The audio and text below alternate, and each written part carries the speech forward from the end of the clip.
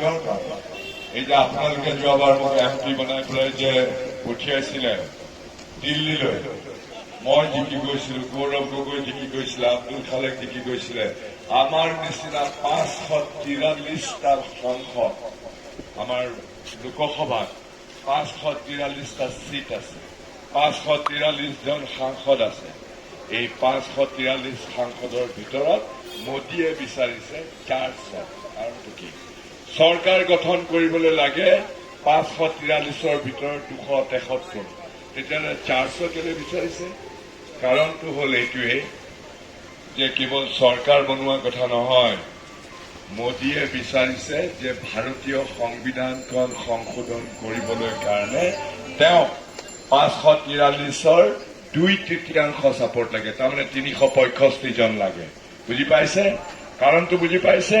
এইবাৰ মোদীয়ে 400 বিচাৰিছে, নাপায় সেইটো বেলেগ কথা, কিন্তু তেওঁৰ উদ্দেশ্যটো হ'ল এইটোৱেই যে মহাত্মা গান্ধীয়ে দিয়া, B.R. আম্বেদকাৰে বনোৱা যিখন সংবিধানে আপোনালোকৰ মুছলমানসকলক হিন্দুৰ সমানে সমান অধিকাৰ দিছে, সেই অধিকাৰ মোদীয়ে কাঢ়ি ল'ব খুজিছে।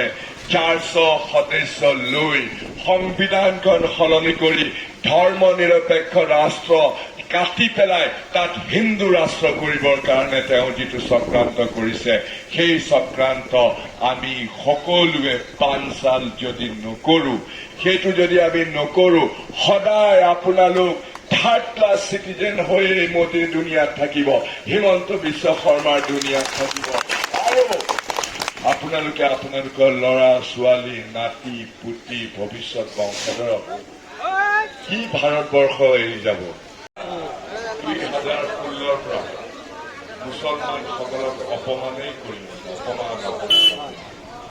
হিমন্ত বিশ্ব শৰ্মাই অসমত দুখন দুনিয়া কৰি পেলাইছে, এখন সৰু দুনিয়া আৰু মুছলমানৰ সংখ্যা আমাৰ মুঠ জনসংখ্যাৰ 35% এখন সৰু দুনিয়া আৰু 65% এখন ডাঙৰ দুনিয়া।